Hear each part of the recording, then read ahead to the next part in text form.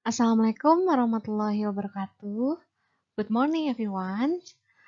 This time we will learn about marketing environmental analysis and market research analysis. Ya, nah jadi di pertemuan pemasaran kali ini kita akan belajar mengenai analisis lingkungan pemasaran dan analisis riset pasar.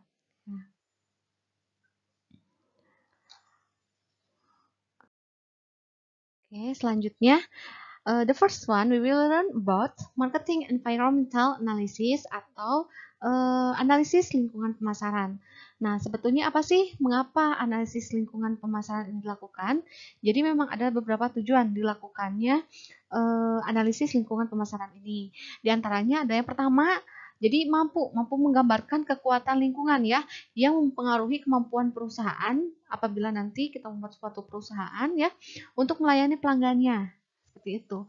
Nah, terus tujuan lainnya, mengapa kita harus melakukan analisis? Di antaranya adalah untuk menjelaskan bagaimana perubahan dalam lingkungan eksternal maupun lingkungan eksternal dalam mempengaruhi keputusan dari perusahaan. Nanti akan kita bahas mengenai lingkungan internal dan eksternal yang mempengaruhi suatu perusahaan. Ya, seperti itu. Nah, di sini katakan ya, kajian konsep lingkungan dari pemasaran. Nah, di sini katakan the marketing environment consists of all the action and power that influence a company's ability to carry out business transaction effectively with its target market. Nah, artinya lingkungan pemasaran ini ya terdiri dari semua perilaku ya, semua perilaku dan kekuatan yang mempengaruhi kemampuan suatu perusahaan untuk melakukan transaksi bisnis ya yang efektif dengan sesuai dengan target pasarnya. Nah, dan kemudian di sini katakan bahwa suatu perusahaan harus secara kontinu mengamati dan mengelola ya perusahaannya untuk melihat suatu peluang atau bahkan suatu ancaman dari luar. Ya, jadi memang suatu perusahaan itu harus bisa melihat peluang dan adanya ancaman dari luar. Karena nanti akan dijadikan suatu strategi marketing dari perusahaan itu sendiri, ya. Nah, ini ada beberapa macam ya dari lingkungan perusahaan, terbagi menjadi dua macam lingkungan perusahaan. Yang pertama adalah lingkungan internal dan yang kedua adalah lingkungan eksternal. Nah, lingkungan internal ini kita mengingat dengan 5M ya. Man, money, machine, material, and method. Nah, perbedaannya apa? Man, karena itu berada dalam internal perusahaan, kita harus mengamati sumber daya manusia yang dimiliki oleh perusahaan itu sendiri. Ya, jadi memang perusahaan yang baik harus oleh seseorang yang baik pula, ya. Kemudian yang kedua, money, ya. Pasti suatu perusahaan itu berfokus kepada uang ya sebetulnya ya. Karena bagaimana ia membangun perusahaan apabila ia tidak bisa menggaji karyawannya. Jadi ia harus memperkirakan bagaimana kredit dan debit dari perusahaan itu ya, money. Kemudian dari internal environment ketiga itu adalah machine ya. Suatu perusahaan harus mengambil keputusan bagaimana ataupun apa mesin yang digunakan. Contohnya, misalkan suatu perusahaan bordir ya. Mungkin waktu zaman dahulu itu secara manual ya, bordir. Apakah zaman sekarang bordir secara manual masih digunakan? Mungkin saja masih, tapi berdasarkan waktu dan banyaknya sumber daya manusia itu tentu tidak efektif. Oleh karenanya sekarang ada mesin untuk bordir ya. Nah, jadi suatu perusahaan harus bisa memilih mesin ya, mesin yang digunakan dalam perusahaan itu apakah efektif atau tidak. Kemudian metode dari segi produksinya, kemudian dari segi pemasarannya, seperti itu. Nah, itu berada dalam lingkungan internal suatu perusahaan. Nah, kemudian lingkungan eksternal suatu perusahaan ini dibagi menjadi dua. Yang pertama adalah eksternal micro environment dan eksternal macro environment.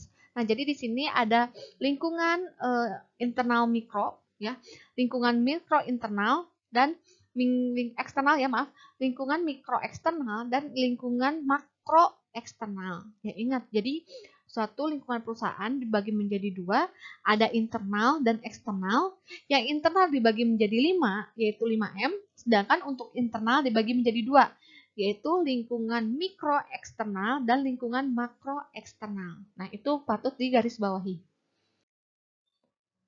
Nah, the first one we will learn about external micro environments ya. Jadi kita akan belajar dulu mengenai lingkungan mikro eksternal.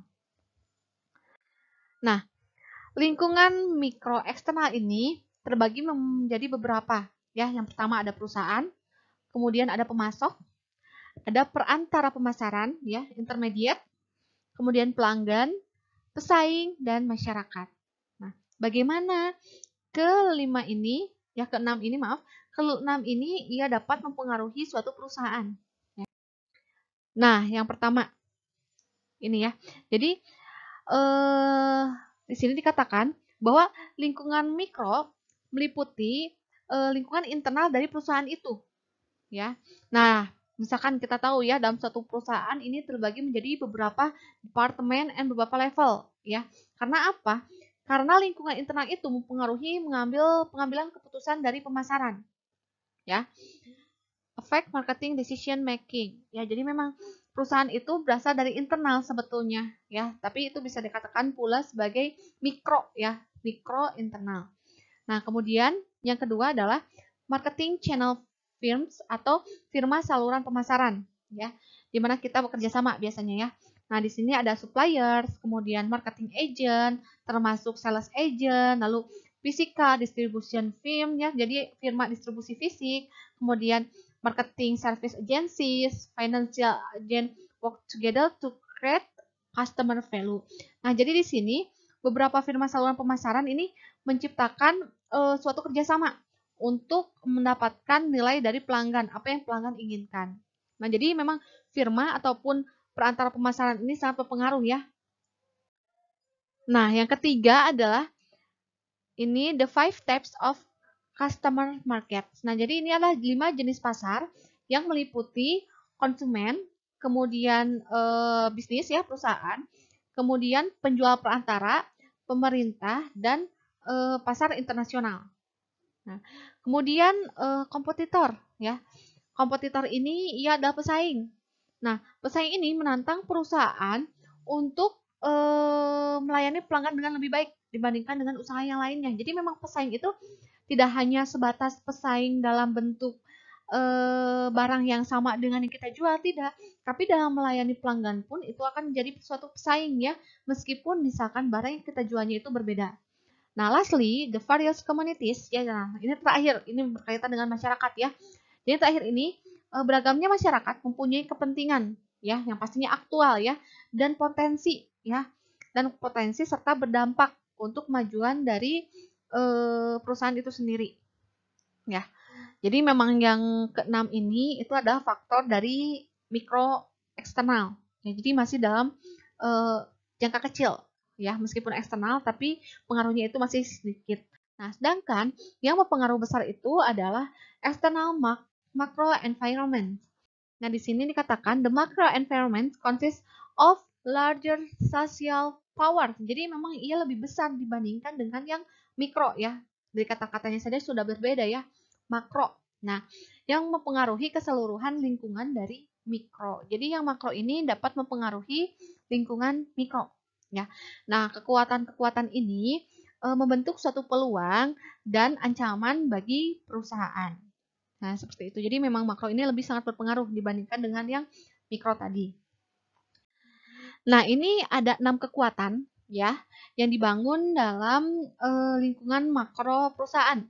Yang pertama adalah lingkungan demografi, kemudian lingkungan ekonomi, lingkungan alam, lingkungan teknologi, lingkungan politik, dan lingkungan sosial budaya. Nah, keenam ini sangat mempengaruhi kemajuan dari suatu perusahaan.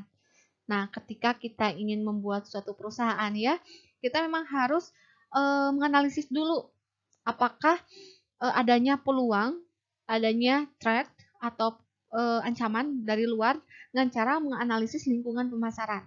Seperti itu. Nah, yang dibahas pertama kali adalah mengenai lingkungan demografi ya.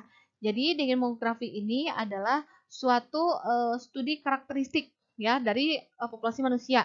Nah, saat ini lingkungan demografis ini memperlihatkan adanya berbagai perubahan di berbagai aspek. Aspek yang pertama adalah adanya perubahan di struktur usia. Kemudian adanya perubahan di profil keluarga. Adanya perubahan dalam populasi geografis. Kemudian populasi terdidik dan pekerja ini sekarang justru lebih banyak ya. Dan yang terakhir adalah adanya peningkatan keragaman. Nah, jadi secara demografis saja ini sudah banyak sekali variasi dan itu menjadi salah satu apa ya? Salah satu menjadikan suatu perusahaan itu peluang atau bahkan ancaman gitu. Salah satunya adalah lingkungan demografi ya.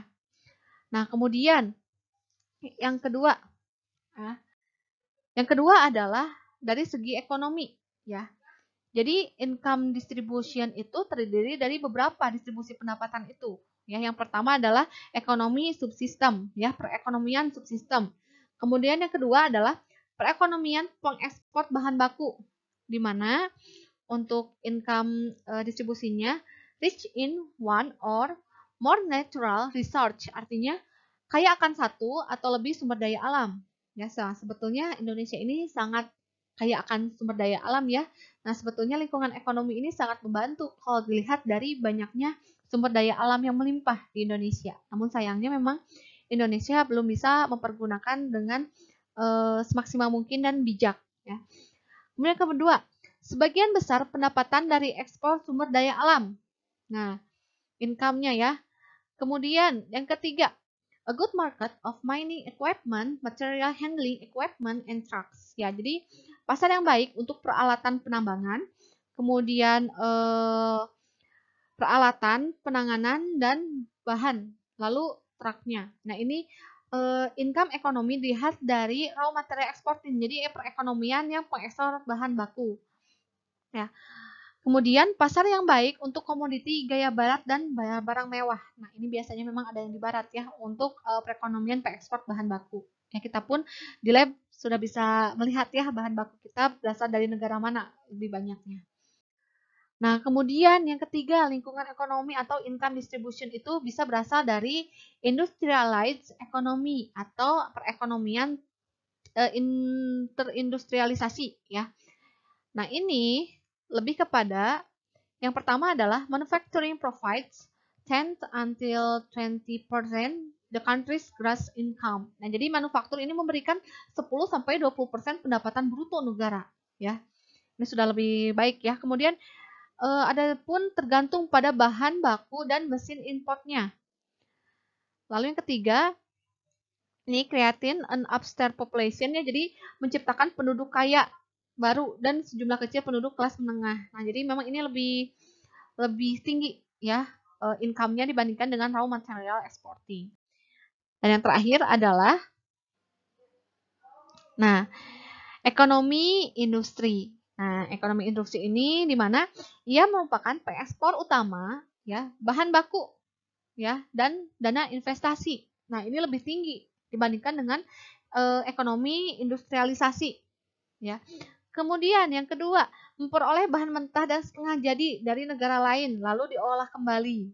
Nah, lalu yang ketiga ini adalah kegiatan manufaktur besar dan bervariasi ya. Manufacturing activities-nya are large. Jadi dia lebih besar ya dibandingkan dengan yang lainnya. Nah, jadi memang yang lebih baik dan menguntungkan negara itu sebetulnya ekonomi industrial ya. Nah, lalu aspek lainnya berasal dari lingkungan alam ya, nature. Di mana lingkungan alam ini adanya bisa menjadi luck juga ya. Jadi lack of natural resource yaitu adanya kekurangan sumber daya alam ya lingkungan. Tapi sebetulnya kalau Indonesia ini kayak akan sumber daya alam ya. Jadi sebetulnya adanya lingkungan alam itu justru bisa dimanfaatkan secara bijaksana kalau di Indonesia ya. Nah, kemudian adanya peningkatan dari biaya energi. Ya pasti ya, ini di berbagai negara sekarang telah terjadi dan ini mempengaruhi suatu perusahaan untuk membangun bisnisnya ya dari segi alam. Nah, kemudian adanya global warming yang juga mempengaruhi beberapa perusahaan karena memang dituding global warming ini beberapa berasal dari memang perusahaan-perusahaan yang tidak ramah lingkungan. Nah, ini menjadi salah satu ancaman ya untuk perusahaan tersebut dapat bangkit atau mempertahankan perusahaannya. Yang terakhir adalah tingkat polusi yang meningkat. Nah, kita di negara Indonesia mungkin polusi sudah meningkat. Nah, ditakutkan dengan adanya perusahaan itu akan meningkatkan polusi kembali. Nah, solusinya apa? Kita menciptakan suatu perusahaan yang ramah lingkungan. Nah, itu adalah solusinya. Nah, kemudian ini adalah dari segi lingkungan teknologi ya. Di sini teknologi isu that marketers should pay attention ya. Jadi isu teknologi ini yang harus diperhatikan oleh pemasar. Nah, sekarang banyak sekali ya teknologi. Kalau suatu perusahaan tidak melek teknologi, pasti ia akan salah kelas saing dengan perusahaan yang lainnya.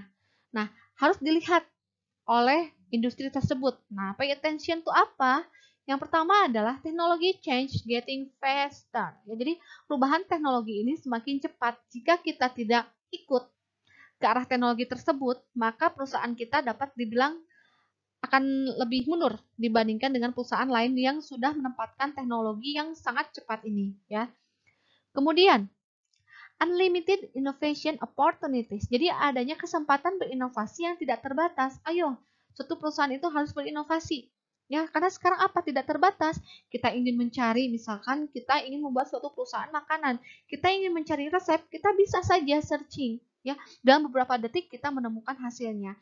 Tapi baiknya memang kita berinovasi. Unlimited ya, unlimited innovation opportunities. Ayo berinovasilah dalam membangun suatu perusahaan. Boleh kita mengikuti orang lain, tapi baiknya memang kita menginovasi ya dari orang lain tersebut. Nah, kemudian yang ketiga apa? Anggaran R&D ya. Research and Development Budget varies. Jadi adanya anggaran R&D yang bervariasi, yaitu salah satu aspek dari lingkungan teknologi. Dan yang terakhir adalah regulasinya meningkat. Ya, dengan meningkatnya teknologi, regulasi pun akan meningkat. Nah, ini harus diperhatikan ya. Pay attention ya untuk seluruh perusahaan. Nah, ini dari segi teknologinya. Kemudian next, dari segi politik, dari lingkungan politik. Oh, nah, lingkungan politik ini berkaitan dengan peraturan pemerintah ya, government arrangement. Nah, di mana yang pertama? Melindungi perusahaan satu sama lainnya. Nah, ini justru memiliki peluang ya untuk suatu perusahaan dapat melindungi perusahaannya sendiri.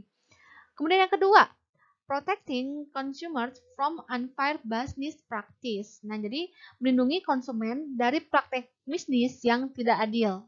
Nah, jadi selain adanya protecting dari kompaninya itu sendiri, adanya government arrangement ini juga akan memprotecting konsumennya. Jadi tidak hanya produsen, tapi konsumennya pun ia dilindungi. Dan yang terakhir adalah melindungi masyarakat dari perilaku bisnis yang tidak terkendali. Ya, jadi contohnya ya, contoh yang paling sederhana bisa kita lihat adalah pernah melihat BEP dalam satu obat. Nah, BEP itu adalah untuk melindungi masyarakat dari bisnis yang tidak terkendali akibat pemasaran obat. Misalkan kita tahu harga obat segini BEP-nya 1.000, ternyata dijualnya 10.000 contohnya. Nah, itu salah satu dalam rangka melindungi masyarakat juga ya dalam peran bisnis yang tidak terkendali. Nah, selanjutnya adalah dari lingkungan sosial budaya. Nah, di mana basic beliefs and value. Jadi keyakinan dan nilai dasar ini masih tertanam ya dalam beberapa masyarakat. Contohnya, ini masyarakat sebagian besar masih meyakini moral yang baik dan kejujuran. Nah, ini biasanya diwariskan dari orang tua ya, di mana keyakinan dan nilai dasar. Jadi biasanya kalau suatu tempat sudah dinilai negatif oleh masyarakat, nah itu mulut itu akan berbicara dari satu masyarakat ke masyarakat lainnya. Berimpaknya apa? Berimpaknya tidak akan ada masyarakat yang percaya dengan perusahaan itu. Jadi memang harus hati-hati ya di perusahaan, terutama di kota kelahiran kita ya, karena memang moral dan kejujuran itu menjadi salah satu hal yang penting. Ya, misalkan di sini tuliskan diskon 30%. Setelah kita ambil dan ke kasir, ternyata hanya item tertentu yang 30%. Nah, itu harusnya dipilah-pilah ya. Memangnya di tempat itu adalah yang diskon 30%, ya, seperti itulah contohnya. Nah, lalu diperkuat oleh adanya lembaga keagamaan dan lembaga sosial masyarakat.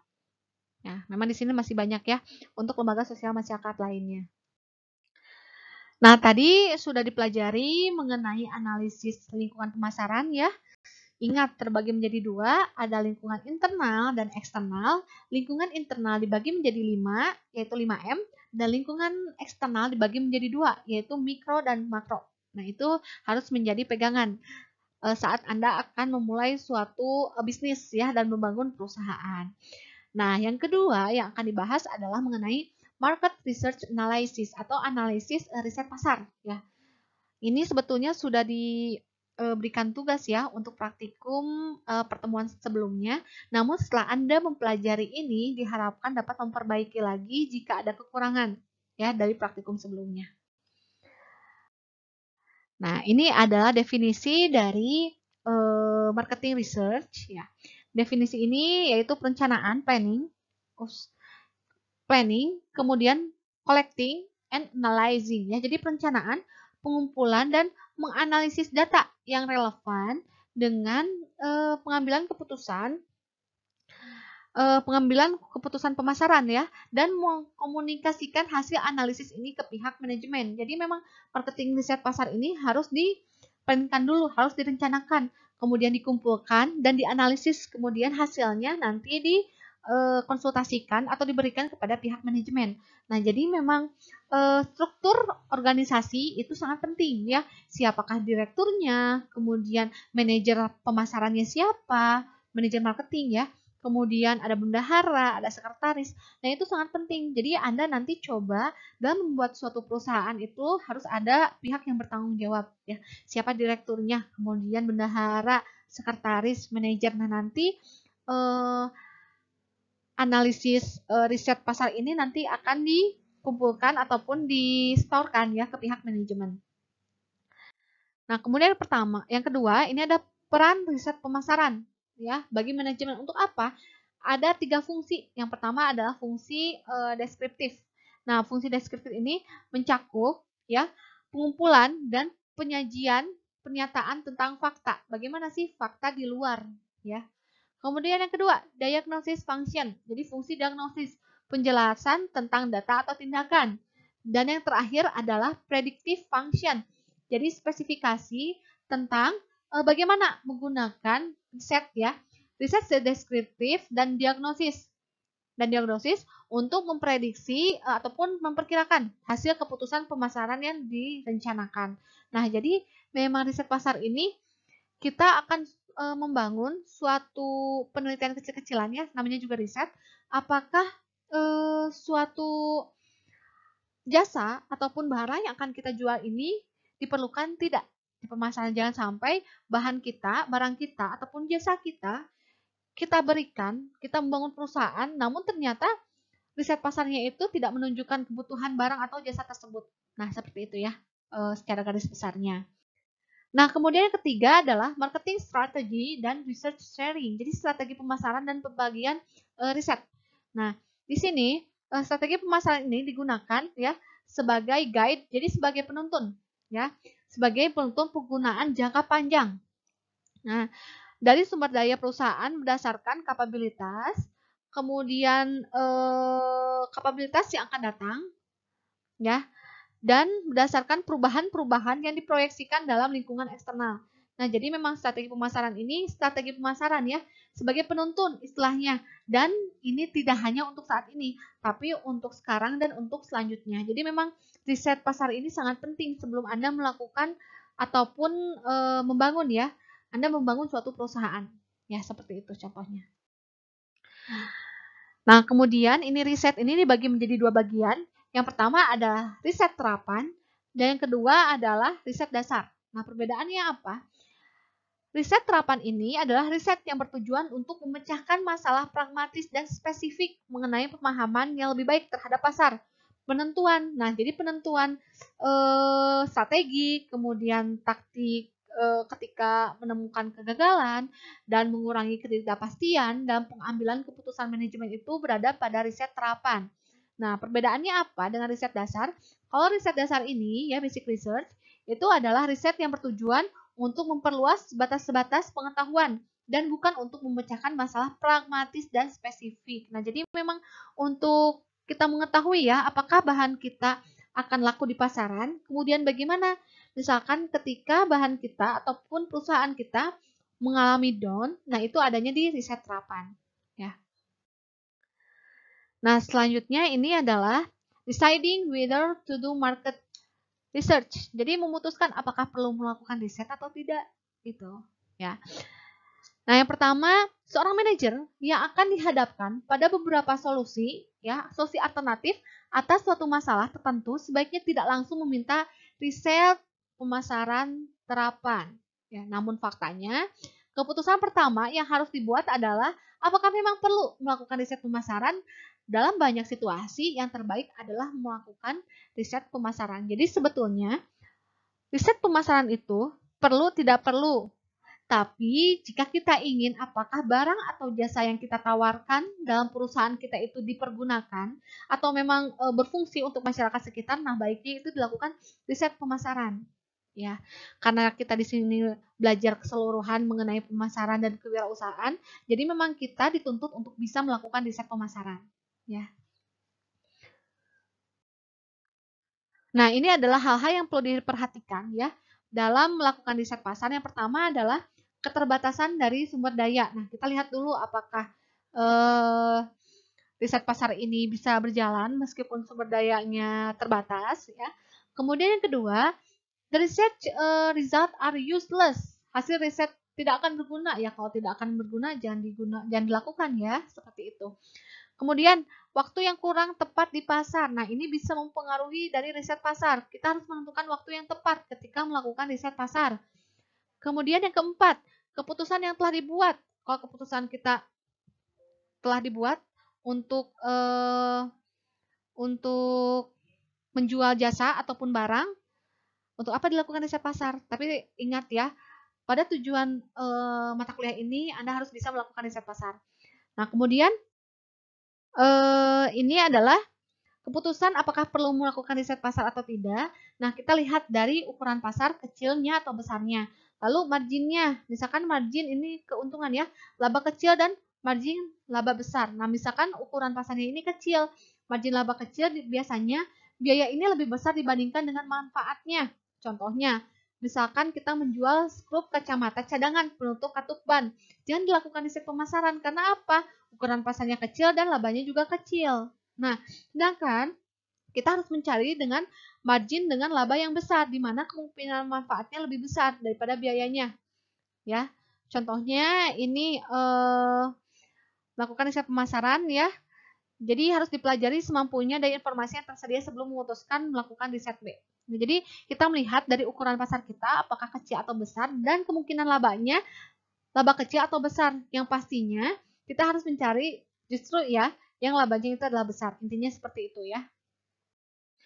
Nah, lalu bahasan selanjutnya adalah proses riset terdiri dari ini harus Anda lakukan dalam melakukan riset pasar. Nanti perbaiki jika dalam praktikum pertemuan sebelumnya Anda belum melakukan hal seperti ini ya.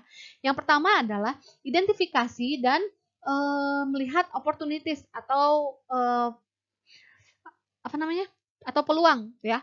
Kemudian yang kedua adalah membuat desain research. Yang ketiga, memilih metode riset dasar. Kemudian yang keempat, memilih prosedur sampling. Yang kelima adalah mengumpulkan data, kemudian menganalisis data, menyimpan dan menulis laporan, kemudian dievaluasi hasil dari riset tersebut. Nah, di sini ya dikatakan bahwa internet ini dapat menjadi penting, ya, dapat menjadi alat yang penting dalam melaksanakan riset eksplorasi untuk mendefinisikan problem. Kemudian banyak organisasi besar yang memiliki intranet yang memungkinkan periset mengakses informasi yang relevan dengan masalah-masalah organisasi. Pada perusahaan yang sangat besar ini, proses riset yang dilaksanakan untuk satu divisi mungkin bernilai bagi divisi lain, seperti itu ya. Jadi harus saling bekerja sama antara. Selanjutnya, karena tadi ada pengaruh intranet, ya, jadi intranet ini akan membantu manajer ya di seluruh jajaran ini dapat menentukan apa yang sudah dikerjakan oleh kelompok lain dan apakah hasilnya relevan dengan problem yang ada saat ini. Jadi adanya intranet itu sangat berpengaruh terhadap perusahaan dan memang baiknya kita seharusnya bersyukur ya berada pada zaman ini karena ketika kita membuat suatu barang ataupun jasa ataupun perusahaan bahkan ketika adanya intranet itu memudahkan suatu perusahaan untuk mengkoordinir sumber daya alam dan baik sumber daya manusianya. Dan kemudian yang kedua, pada organisasi yang lebih besar, pada umumnya memiliki permintaan riset yang disiapkan setelah tujuan riset ditetapkan. Nah, permintaan riset ini menggambarkan tindakan yang akan diambil berdasarkan riset, lalu alasan mengapa informasi itu dibutuhkan, bagaimana informasi itu akan digunakan, dan kelompok sasaran yang akan menjadi sumber informasi, jumlah waktu, dan biaya yang dibutuhkan untuk menyediakan proyek riset. Ya, nah proyek riset ini sesuai dengan permintaan riset tersebut. Nah, lalu kita akan belajar mengenai analisis SWOT. Nah, ini harus dipelajari ya, karena ini akan dijadikan basic materi untuk praktikum selanjutnya. Analisis SWOT itu apakah penting atau tidak? Sangat penting dilakukan ya. Kita harus bisa menganalisis. Nah, analisis SWOT ini apa? Jadi merupakan identifikasi berbagai faktor internal perusahaan dan faktor eksternal yang mempengaruhi potensi bisnis dan daya saing perusahaan secara sistematis dan menyesuaikan di antara faktor tersebut untuk merumuskan strategi perusahaan. Contohnya, kita punya kelemahan, tapi kita punya kelebihan. Kemudian ada peluang. Bagaimana cara kita memaksimalkan peluang yang kita gunakan ya dengan meminimalkan kelemahan yang ada seperti itu ya. Ada 4 poin yang harus dibahas yaitu adalah strength, weakness, opportunity dan threat. Nah, strength itu adalah suatu kekuatan ya di mana kondisi yang kekuatan itu berasal dari perusahaan itu sendiri. Kemudian weakness-nya situasi atau kondisi yang merupakan kelemahan harus dituliskan ya kelemahan kita apa, jangan malu-malu karena kita harus menganalisis ketika kita membuat suatu perusahaan. Kemudian, opportunity, situasi atau kondisi yang merupakan peluang di luar perusahaan. Nah, ini biasanya berasal dari luar, ya. Dan memberikan peluang yang berkembang bagi perusahaan di masa depan. Dan terakhir ada threat, situasi yang merupakan ancaman bagi perusahaan yang datang dari luar perusahaan dan dapat mengancam eksistensi perusahaan di masa depan. Nah, jadi biasanya strength dan weakness itu berasal dari perusahaan itu sendiri. Sedangkan untuk opportunity dan threat itu berasal dari luar. Nah, Anda harus mampu menganalisis SWOT dari perusahaan ataupun barang yang akan Anda buat. Ya, seperti itu. Nah, jadi praktikum untuk pertemuan kedua pemasaran dengan kewirausahaan adalah Anda harus bisa menganalisis SWOT ya, dan target marketnya. Disesuaikan dengan format integrasi antara KWU, pemasaran, dan TFBA. Jadi nanti di minggu ke-6 diharapkan proposal Anda sudah siap untuk dipresentasikan di minggu ke-7. Seperti itu ya. Nah, mungkin sekian pemaparan mengenai materi analisis lingkungan pemasaran dan analisis riset pasar. Semoga yang saya sampaikan ini bermanfaat untuk Anda semuanya. Jika terdapat pertanyaan, silakan bisa menghubungi si Pen. Saya selaku dosen pengampu di sini mohon maaf apabila dalam penyampaian saya terdapat kekurangan dan kesalahan. Terima kasih atas perhatiannya. Wabillahi taufiq wal hidayah. Wassalamualaikum warahmatullahi wabarakatuh.